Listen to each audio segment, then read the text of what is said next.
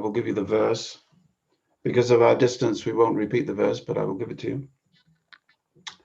Invoking the blessings of the Lord. Om Namo Bhagavate Vasudevaya. Om Namo Bhagavate Vasudevaya. Om Namo Bhagavate Vasudevaya. Sa ekadashtaka shraddha ikshraku sutam adijat mam sham aniyatam medyam vikukshe gachchamachiram. During the months of January, February, and March, oblations offered to the forefathers are called Ashtaka Shraddha. The Shraddha ceremony is held during the dark fortnight of the month. When Maharaj Ikshwaku was performing his oblations in this ceremony, he ordered his son Vikushi to go to the forest and bring some pure flesh. Now, what an unusual verse to have. A father is asking his son to go to the forest and bring some pure flesh. Not a pure animal, not a live animal, but a dead animal, to which all the assembled Vaishnavas will quite rightly go, ugh, what is this, bringing some pure flesh? And how pure was it going to be after coming from the inside of the forest back to the king's palace after a few days? We don't even want to think. So what is the ceremony? Well, it is known as a Shraddha, in which, according to ancient codes back in these days, a forest animal could be sacrificed to, or the meat of a forest animal could be sacrificed to one's forefathers. Generally speaking, I'm presuming that the forefathers were non-vegetarian, and so the forefathers, having passed from this world, were eager to accept such dishes offered in sacrifice. Well, the two things you have to ask yourself is, how can they eat if they're dead? To which I will reply that those souls who have passed on still have their subtle body, and they eat the prana. The prana is the invisible inner essence of something in between the soul and the physical form. And this is what devatas or even forefathers eat. Of course, such ceremonies are not performed by pure Vaishnavas, but we're looking in on this chapter, we're looking in on the life history of particular family groups, some dynasties, and whereas a book like the Mahabharata tells us interesting stories of kings and queens and who they fought and who they smote and what battles they had and what palace intrigues were there. The Srimad Bhagavatam directs our attention sometimes within those same families, within the same family tree, to devotees. And we zoom in on incidents from their life that will help us to understand what is pure devotion. So in the last two chapters, we heard about a great king called Ambarish. Now, Ambarish has a great history. He did many things before the story we get in the Srimad Bhagavatam.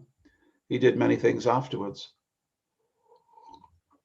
But the bit of the Ambarish story that we're interested in is his interaction between a great sage known as Durvasa Muni, who insulted him, and how, for the crime of insulting a pure Vaishnava like Ambarish, who was practicing what we would call Krishna Bhakti in all different ways, in all the 9 different ways that are described, Ambarish Maharaj was practicing that.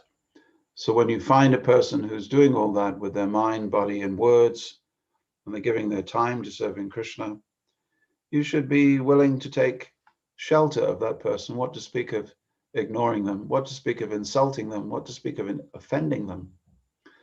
And so Durvasa Muni did all of those. He was a partial incarnation of Lord Shiva, but still that did not preserve him from the consequences of offending a Vaishnava.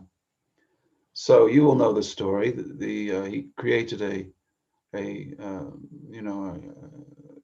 let's just say, a fire demon. And Maharaj Ambarish, the great king, stood there, and he was immediately protected by the glance of Vishnu, who came there in the form of the Sudarshan chakra, a spinning wheel. Durvasa Muni, he knew what he was up against, and he immediately began to run away from the Sudarshan chakra. Eventually, even God could not forgive him for offending a Vaishnav, and he offered his respects again to Ambarish, exactly where he began, and the incident closed. So from this we learn, engage in devotional service, don't offend Vaishnavas, God will protect you, and devotees will always triumph. So then in this chapter, the 6th chapter of the 9th canto, Shukadeva Goswami, who's explaining all these stories about kings to a great king who's about to die, whose name was Maharaj Parikshit, King Parikshit. He tells him, he begins telling him the story of Ambarish's descendants. And then he backtracks to start talking about the grandfathers and great-grandfathers and great-great-grandfathers who gave birth to sons, who gave birth to sons, who gave birth to Ambarish. So it begins with the sun god, Vivishwan, because the dynasty, the family tree that he's going to explain, comes from the sun. There are two main dynasties that we find in the Srimad Bhagavatam. One is the dynasty of the moon, in which Krishna appears, coincidentally, and the dynasty of the sun, in which Lord Rama appears. This is called the Raghu Vangsha.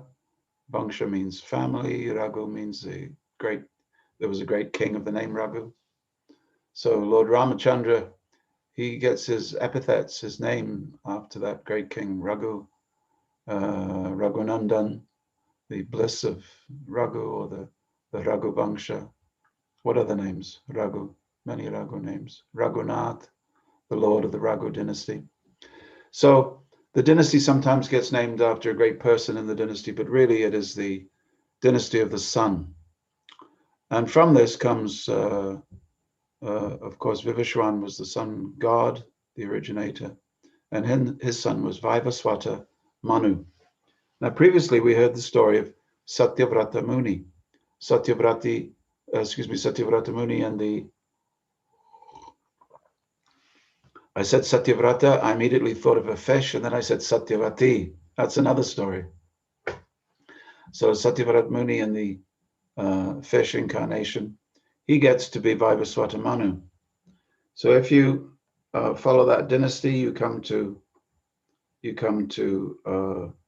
Ikshvaku, and Ikshvaku had 100 sons, and he is one of them, Vikukshi. And Vikukshi is sent to the forest, and the other sons were Nimi and Dandaka. So eventually, let's spend a little time on that. Bhakti Siddhanta Saraswati Thakur, Prabhupada's guru. Let me just backtrack by saying that, when you get to a certain age in life, you start wondering about where you came from. Even if you're a devotee, you get to a certain age, you start thinking about your family tree. Anybody ever done a family tree? It's kind of interesting. And you look for the family tree, and you look to see if, you had any famous ancestors. Of course, those of us who were born in England, we look for Vaishnavas in the family tree. We're very disappointed. Very disappointed. And we have some good people. But in my family tree, I have people who looked after horses, people who looked after cows, people who fixed roofs, no great kings. But in other family trees, there are great kings, great sages. So in general, the Bhagavatam directs our attention to these great family trees because we have an interest in families, and we have an interest in what is a good member of the family, what is a bad member of the family. So the principle in Vedic culture is that you look after members of your family, your children, but you also look after your parents. You don't neglect them. You also look after your grandparents. You also look after your great-parents, great-grandparents, and your great-great-grandparents. And you may ask the question, how can I look after them? Well, Vedic culture has a way. You make an offering to the Lord, and you feed the remnants of the food that you offered to Vishnu to your great-grandparents. And they take this Mahaprasad, and they're eternally benefited. Well, how can I eternally benefit my great-grandparents when I never met them, I don't know where they are, and I don't know who they were even? You can do it. You can do it because of that connection. You simply ask the Lord to make this arrangement. It's like a grand astral bank account into which you're transferring spiritual wealth. So Prabhupada's guru, Bhaktisiddhanta Saraswati, was once very disappointed when one of his leading disciples performed a Shad Ceremony, which was given in the scriptures which are non-devotional. And he did this presumably to fit in with family requirements. He said, you should have performed a Vaishnav Shraddha. Now, we facilitate Vaishnav Shraddha at each of our temples. And here in England, we're just on the outskirts of London, the big city. There are many, many Indian families during the 2-week period of Shad. They come, and they've also read the scriptures, so they bring ghee, and they bring dal, and they bring rice, and they bring atta, chapati flour, and they bring, sometimes they've read the scriptures, and they say, we have to find 21 Brahmins. And I say, why do you want 21? They say, because it is in Shastra. We have to feed 21 Brahmins. So one year, I was one of those 21 Brahmins, and I had to find another 20. And we were given shoes, and we were given umbrellas, and we were given blankets, and we were given food and sesame seeds, because this is all in Shastra. So I was quite happy to receive gifts. Unfortunately, the shoes didn't fit. The umbrellas were covered in flowers, and the blankets were okay. But the point is, to gift to a Brahmin during Shad means that at the beginning you say, all of this, the benefit from giving to a Brahmin goes to, and then you name the specific individual. So here's a Shad ceremony, which was an old-time Shad ceremony. And unfortunately, Vikukshi went to the forest and he ate a rabbit. He ate a rabbit, shasha. That's why in India, if you see the moon, they call it shasha. Shasha, because on the equator, near the equator, the man in the moon, as we see in the West, looks like a jumping rabbit. Anyway, many children are called Shasha or Shashi, Shasha Bindu, like that. Hey, Shashi. So he was sent off to the forest, which in those days for a king was real banishment.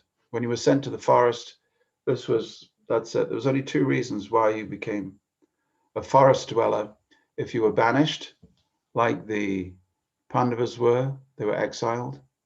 Like Ram was, he was exiled. Something bad happens. Or you voluntarily enter the forest because you can no longer function as a king.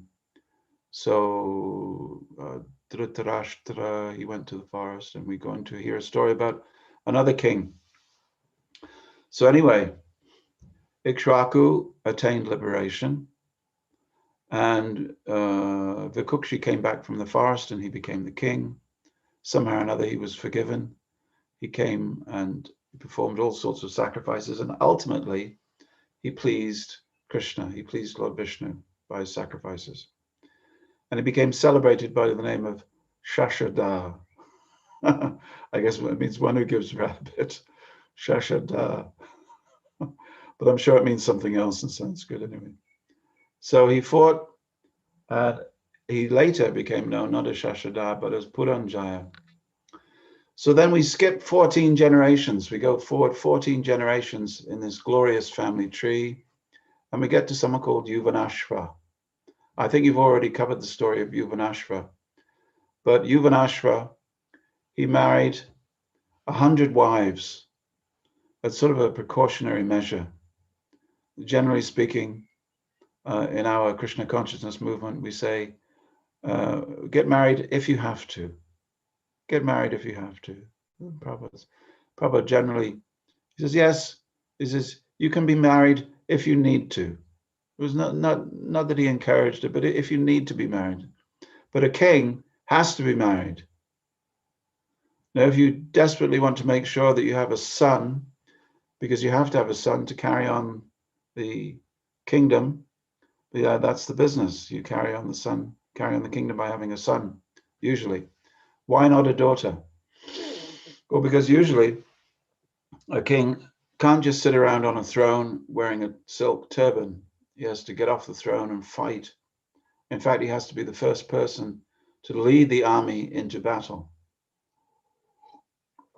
Now, where I'm sitting here in England, down at the bottom of the hill, there was a big battle took place. And it was fought between, just at the bottom of my hill. I'm looking out the window now, go down the hill. There's a big street. And the battle was fought there between the Roman soldiers who had come to England and stayed here for 400 years, and a great local queen. And her name was Boudica or Boadicea. And she was the leader of all the soldiers, and she fought valiantly, but ultimately lost. So in order to guarantee victory, the king looks for not a person who will sit on a throne, but a person who will fight. Unfortunately for Yuvanashva, although he had 100 wives, he had no sons. And it is written, therefore, that he entered the forest. His life had been a failure.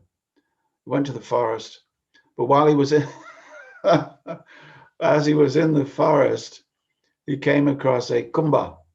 A kumbha is a jug. It was a jug full of water. He was very thirsty. He drank the water. And then on the scene appeared a sage. He said, oh, you've drunk my water. He said, I'm sorry, I'll get you some more. He said, no, that was special water that I was going to give to my wife so that she would become pregnant.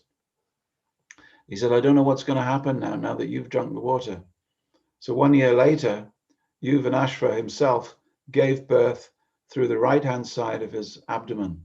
They cut him open without pain, it says. Unfortunately, the child was very, very hungry. Not unfortunately, that's when babies come out, they want food. So he said, I don't know what to do. I'm a man. Now, I know there's been a lot of discussion how we're not supposed to, we should not be transphobic. We should give equal accreditation to men and women for whatever their bodily parts may be. If a man says he's a man or a woman says he's a woman. Well, in Vedic culture, it wasn't exactly like that. They were all completely transphobic in those days. And the king said, I'm a man, I have no milk to give to this baby.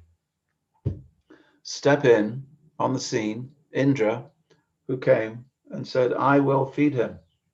I will feed him. And so he extended his forefinger to the baby, and the baby sucked the forefinger.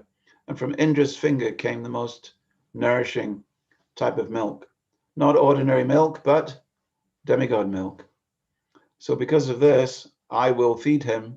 The child, the baby, became known. He was named. His name was I will feed him, which in Sanskrit is Mandata. He grew up very quickly. And in 12 days, he grew to the strength of a 12-year-old boy after just 12 days. Those of you who are parents, you will think this is a very good, this is a very good arrangement. I could have solved all my problems having a 12-year-old child just when they, just when they're approaching teenage years. I could have skipped childhood completely in 12 days. Anyway, this child, he received many, many gifts.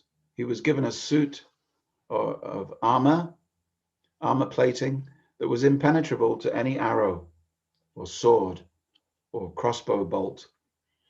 He was given a quiver with unlimited supply of arrows. Soon he'd used up all the arrows in his quiver, it would be filled again. And the bow came from Lord Shiva. In fact, a bow just dropped from the sky one day, and the boy picked it up, and he was fully equipped with armor and bows. And he became emperor, and he ruled the earth, and he conquered the earth in a very short time. And at the time, that earth was covered in thieves and rogues. See, the Bhagavatam in at least 2 places, if not 4 places, reminds us there will always be poor people, and there will always be thieves. Not that poor people are thieves or thieves are poor, but it's just there will always be an unchallengeable balance between those who have good karma and those who have bad karma. And sometimes people are thieves and rogues by their very nature from very early on, and you cannot always blame circumstances or parenting. Sometimes, as in the case of Vena from a very early age, he was an evil child. You know, he was just such an evil child. At school and the playground, he used to kill his friends. I mean, this is an evil baby. And eventually, Vena had to be challenged by the Brahmins. So Mandata, he received all these demigod blessings in order to play his part in removing thieves and rogues from the world. Now, I know there's a lot of criticism about those who would remove thieves and rogues from the world. Sometimes they can be thieves and rogues themselves. But in Vedic culture, the idea was if you don't have a powerful warrior king, then thieves and rogues will cover the surface of the world, because it's the natural tendency to get something that doesn't belong to you. So he became known, instead of Mandata, which is basically it's an interesting name, but I will feed you. You know, basically King I will feed you didn't quite go over so well. So he became King Trasyadasu. So King Trasyadasu means one who strikes fear into the thieves and rogues. Anyway, he had to carry on the dynasty. So he got married. And strangely enough, as it happened, he got married to the daughter of a king called Shashabindu, which means little moon. So Bindumati was the daughter. And he had 3 sons. One was called Purukutsa. I hope you're all paying attention and taking notes. One was called Purukutsa, one was called Muchakunda, and one was called Ambarish. So now we get through all those stories and we come back to Ambarish. Now, just before you're thinking Mandahata was some kind of, person with bulging muscles and a great smile and long hair, and he just killed people and captured thieves, you should understand that the 134th verse of the 10th mandala of the Rig Veda is attributed to Mandahata. So we've talked about Purukutsa, we've talked about we didn't actually, we just mentioned their names. Muchakunda. We know something about Ambarish because we've just been through 2 chapters about Ambarish. But these boys, strong as they were, kingly as they were, they also had 50 sisters. 50 sisters. Imagine growing up in a family with 50 sisters. Now, I told you a couple of classes ago that when I was a young devotee, I used to read these stories from the Srimad Bhagavatam, and I used to think, nah, bit of exaggeration going on here. Until I went to Africa and I met a boy who had 64 sisters. His father was a king. Get this. This is straight out of the Bhagavatam. His father had a king, could not produce a boy. He had so many wives, or we should even call them wifelets. They were wifelets. He had each wife he had until she'd given birth, and then he took her back to the village it was unprincipled and highly immoral. He didn't look after any of them. But all of them had daughters until he had one son. And that one son, he was very proud of that one son because he was a king, and the son, he was going to teach him the life of being a king. And what did the boy do? He really let his father down badly. He went to the Hare Krishna temple and he became a brahmachari with a shaved head. His father said, "You have dishonored the family." He said, "I'm sorry, father." He said, "I'm sorry, father. I have to go." So it is a little like in the Bhagavatam, where Narada Muni goes and he preaches to the sons of Daksha. And they become the Sabalashvas and the Haryashvas. And the father, he cursed Narada Muni. And Srila Prabhupada said, similarly, the mothers and fathers of all my disciples have cursed me because I took away their children. He said, and therefore I'm cursed, never to be able to spend very long in any one place. So anyway, we should now talk about Sobari Muni. Now, Sobari Muni was a great sage. We're not talking about a king now, we're talking about Sobari, we're talking about a Muni.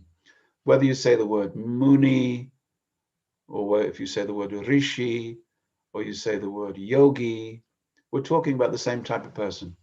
A person who could have come from a kingly family or a Brahmin family, who takes to sense control, inner development, meditation, conquering over the senses instead of indulging the senses.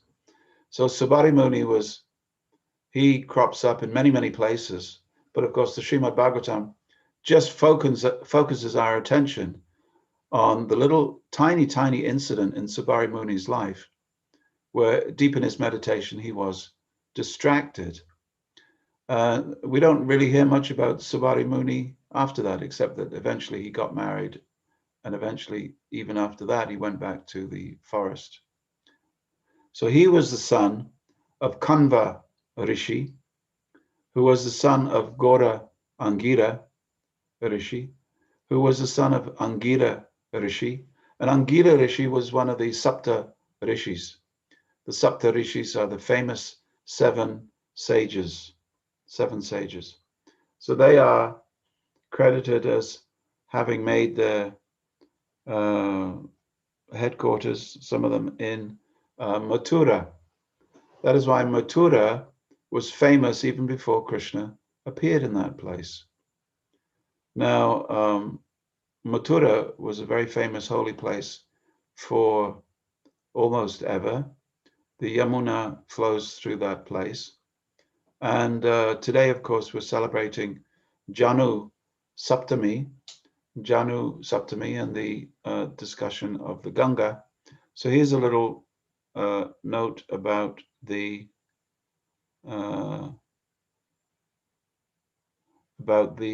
Yamuna.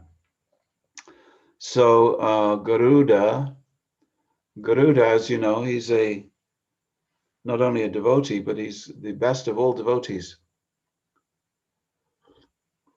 In fact, Garuda, the divine carrier of Vishnu, is a giant eagle-type bird who carries the Lord from place to place, especially when the Lord comes to this world. He's seen on the back of Garuda. So Garuda is known as Vaishnava Shrestha. Vaishnava Shrestha means he's the best of all Vaishnavas. And yet he eats fish, he eats snakes, because that is his natural tendency. And so he was eating snakes, and the snakes, in order to not be eaten, they said, we will present you with a tribute regularly in order to guarantee our protection.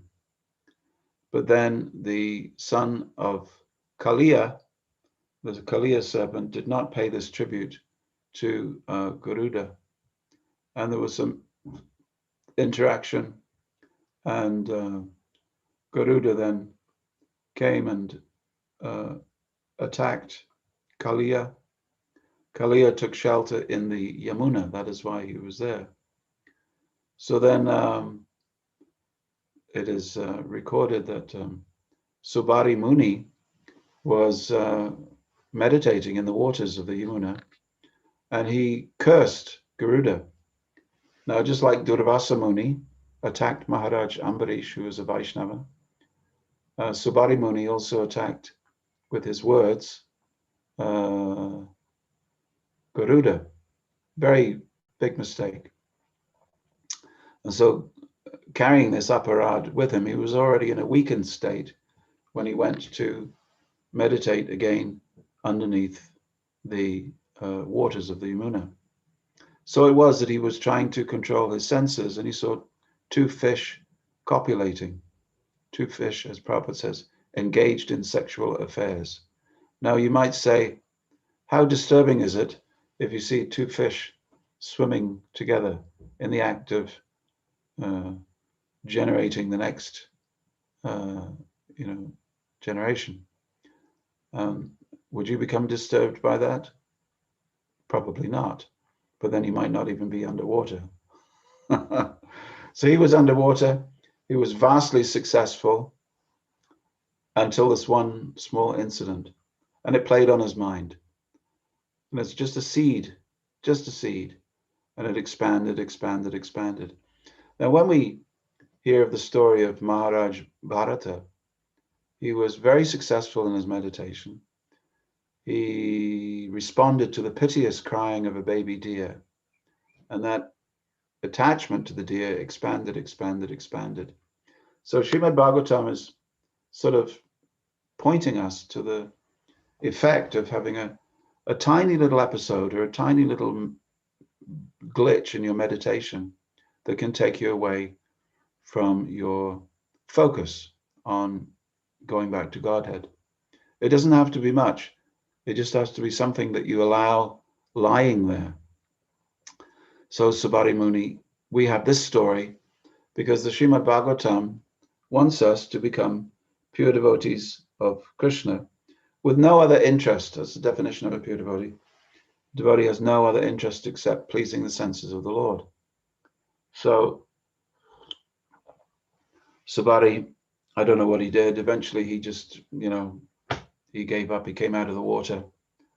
And he said, well, that's it. I have to get married.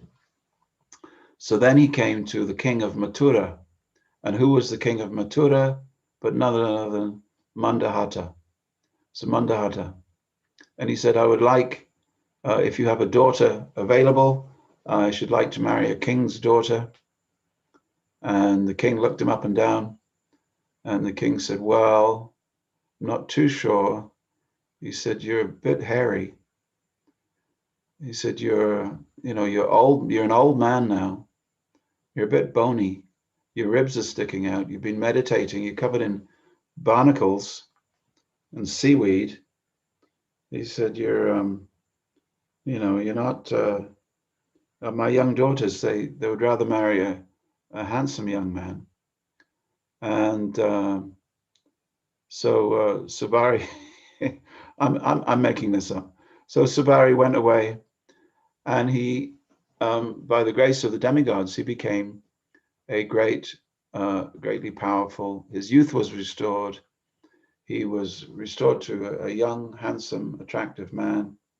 His hair was cut. He was very nicely dressed. And he made his appearance back in the palace. And the king said, aha. He said, now you're a fit for one of my daughters. He said, but I have a rule. The king said, I have a rule that each daughter can choose who they want to be married by. They're princesses after all. And so each one of the 50 daughters wanted to marry Sobari. And that was how he married 50 daughters. So how did he look after those daughters? I mean, it's very difficult. Any devotee there at the Bhakti Center will be able to describe how little money they have and how everything they do is on a voluntary basis. We have no money at all. So those of you who are watching, please give us a donation to the Bhakti Center. They are struggling. But each devotee that works full-time for the Bhakti Center will know, I could not look after even one family, what to speak of 50 wives. So how did he do it? Well, just as Kripamoya manifested a beautiful palace for Devahuti, so Sobari Muni manifested just from the power of his mind, beautiful palatial setting with servants and gardeners and cooks and cleaners and all beautiful maidservants for each one of his 50 wives. And they all lived happily ever after, except they didn't, because this is the Srimad Bhagavatam. So eventually, after enjoying for some time and creating children, so many children, Sobari looked at what he'd created and he thought to himself, I have to go back to the forest to meditate. And he took vanaprastha, performed very severe austerities, but his wives were looked after. So in this regard, Shukadeva Goswami described how Sobari Muni's wives, from that point onwards, they also became perfect. So my dear devotees, I want to spend just a few minutes telling you, because today is a very special day. And just as we celebrated the Yamuna in the first part of the class, I want to celebrate the Ganga, because today is the day when traditionally we pay respects to the river Ganges. For today is Janu Saptami, 7th day of the month, named after the personality of Janu, another great sage who interacted with another river, who came in another dynasty. And the reason we have this story also is because the whole story of Ganga and how the river, the celestial river of the Ganga, came and descended from the heavens, and eventually some other things happened, because in another 2 chapters in this 9th canto of Srimad Bhagavatam, we will find the story of Ganga coming down to this world. But just because it's Janu Saptami, I thought I would say something. So there was an intrigue when the demigods and the demons fought, and something was supposed to happen. The ocean was supposed to be refilled with water. And they went to the Lord, and he said, don't worry, King Sagara and his descendants will cause the ocean to be filled up. Now, Sagara was a descendant of Ikshvaku, so was staying in the same family tree. And he, one day, very interestingly, listen very carefully, my dear devotees, he said to his guru, he said, I'm a king and I'm enjoying like anything. I have palaces and chariots and princesses, and it's just so wonderful being a king. But how did I get to be a king? What did I do in my last life in order to be a king? And his guru said, by my mystic vision, I can see that in your last life, you performed Kanyadan. You gave a daughter in a marriage ceremony. And of course, at this, everybody realizes, oh, there's hope for me yet. I don't have money in this life, but in my next life, I can be very, very rich and famous. I just have to give a daughter in marriage in this life. So the king thought to himself, as I do a lot of weddings here in England, a lot of Indian Vedic weddings. And sometimes if a man and a wife have 2 daughters, they will give Kanyadan of their first daughter. And when it comes time for the second daughter to be given in marriage, they will allow a relative who has a son or 2 sons to give a daughter. And it's considered to be a very special gift to that family. Now you may think, well, they have 2 sons, they should consider themselves lucky, because in Hindu circles, having sons is considered lucky, but luckier still is to be able to give Kanyadan. So the king said, then I will give Kanyadan in this life, the giving of a bride in this life, I will give Kanyadan 60,000 times. 60,000 times. So this is a very great vow, isn't it? To give 60,000 Kanyadans. But when he says, I will pray to have 60,000 daughters. But Indra heard of this. He said, well, if this man gives 60,000 Kanyadans in his next life, he's going to be able to do the Rajasuya Yagya, or going to be able to take my position. So Indra asked Saraswati to sit on the tongue of King Sagara. And instead of saying Putri, 60,000 Putri, to say 60,000 sons. So he got 60,000 sons. But after that had taken place, Lord Shiva came and he said, I'm sorry that you will have 60,000 sons. They'll be proud and they'll be heroic, but they will all perish without having any children at all.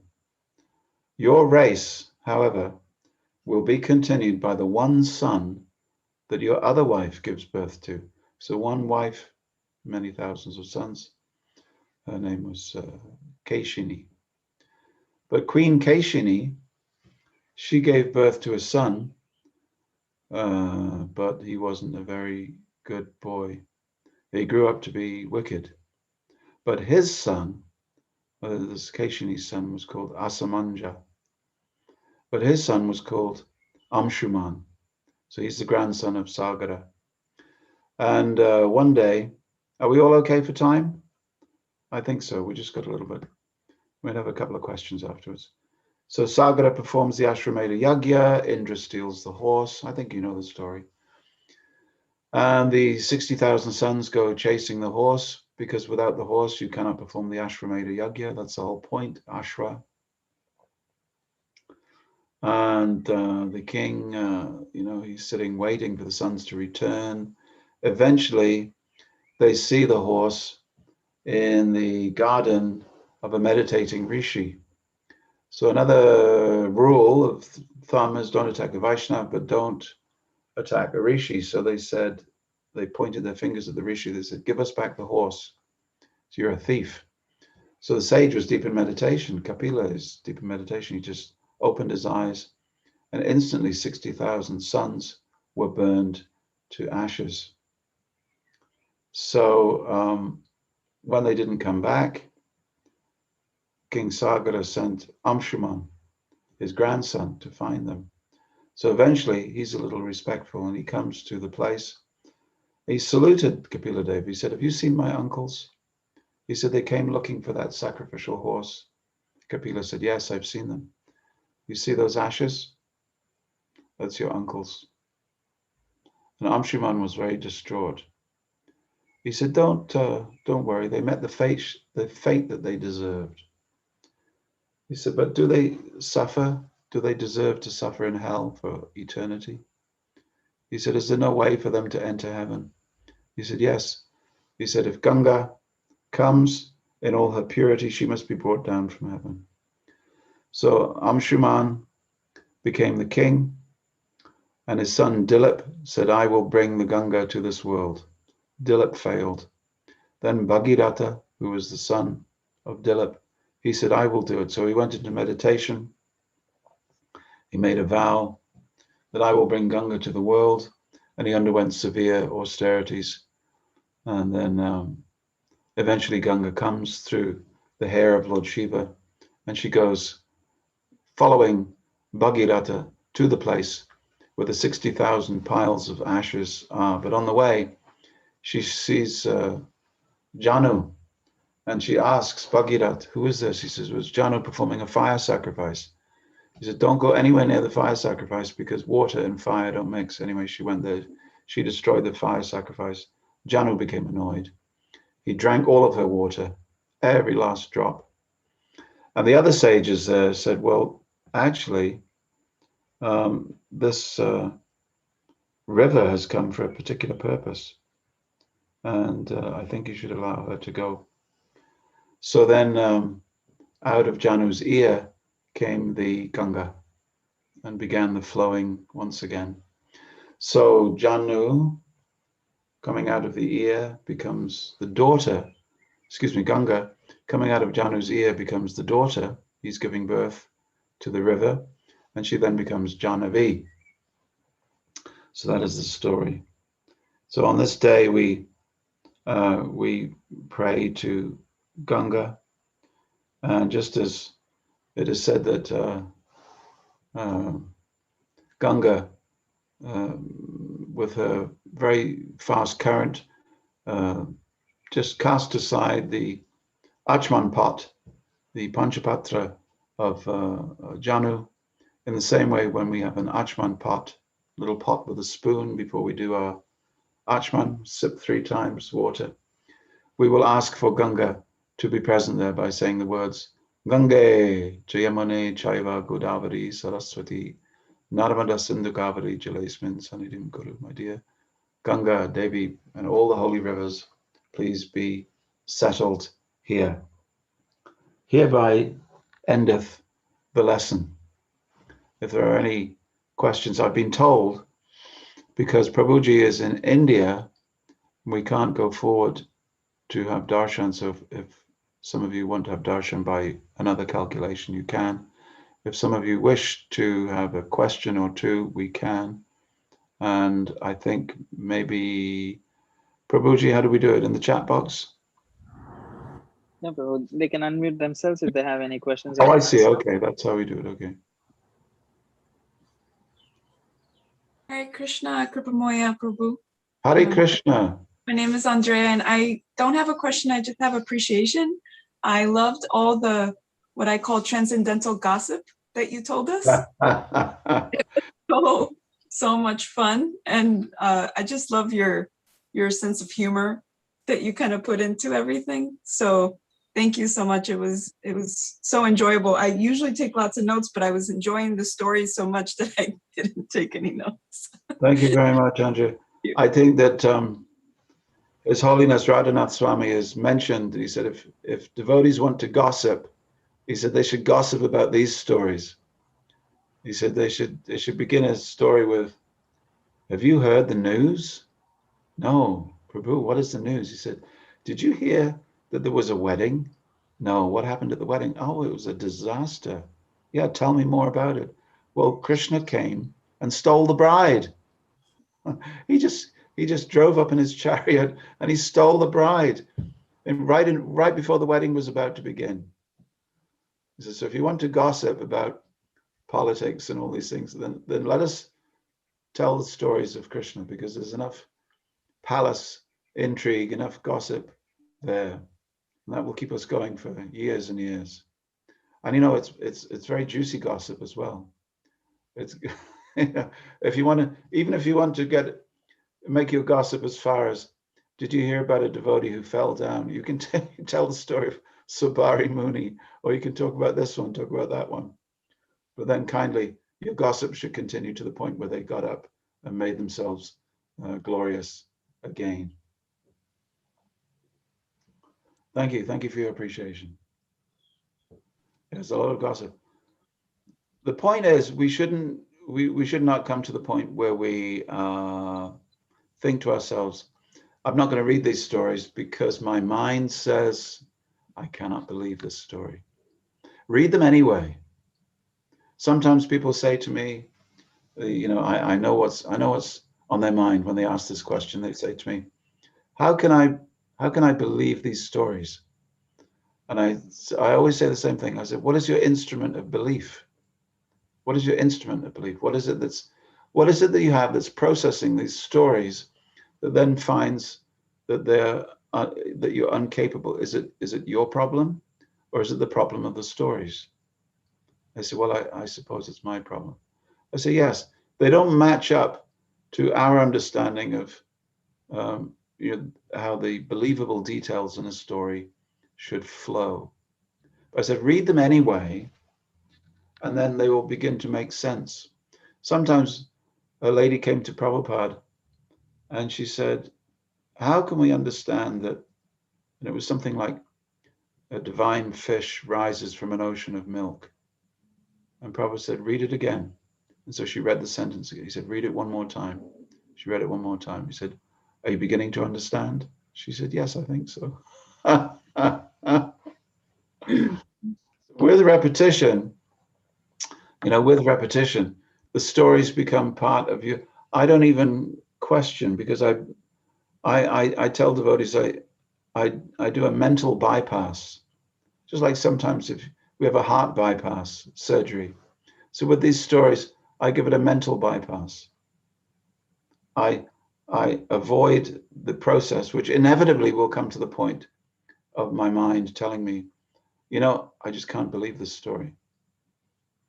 And I think I've told you here before, I went to Africa, And some of the revelations in nature that I saw, animals that changed color right in front of me, you know, butterflies that were this big, I suddenly came to the conclusion that I hadn't even seen, you know, one planet in the material world, what to speak of trying to understand heavenly planets or the gods or rishis.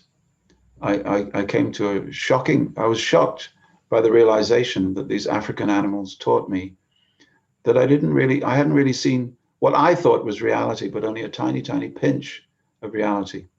And therefore, I should try to not cast aspersions on these stories as being, you know, fairy tales. And as Prabhupada said one time in Scotland, he said, "Do you think I would tell you fairy stories?" Okay. Thank you very much for being here. I'm so delighted to be with all of you directly from the United Kingdom, where we still have a king, or a queen at least. We have a queen, and they live in a palace with, you know, 700 rooms. And at least when we read these stories of great kings, we can think, yeah, I know someone a little bit, at least it's in my sphere of activity. My friend, one of our devotees is a painter, you know, not an artist, but a painter. He paints houses, painter and decorator. So there was a fire some years back at one of the homes of the Queen called Windsor Castle. And his job was to paint the rooms at Windsor Castle. And he said, "You know how many rooms there are?" I said, "No." He said, 1,000 rooms. 1,000 rooms in a castle. So us English have a little tiny little pinch of an understanding of castles and kings and queens and princes and princesses. But anyway, now we gave you one of our princes. You can have him. You can have him. He's all yours. You can decide what you do with him. But we gave him as a gift. we gave him as a gift. Take him, please. All right. Hare Krishna. From here in the United Kingdom, we say Hare Krishna to you in the United States of America and all over the world, in Pune and wherever you're listening in from. Hare Krishna. All glories to Srila Prabhupada. Is this Kripamoya Prabhu ki jai. Thank you so much, Prabhu, for summarizing the whole chapter so nicely and connecting all the stories. Thank you so much. Hare Krishna. See you all again. Jai, Hare Krishna. Hare Krishna. Every Monday on Facebook. Every Monday on Facebook if you want to come in.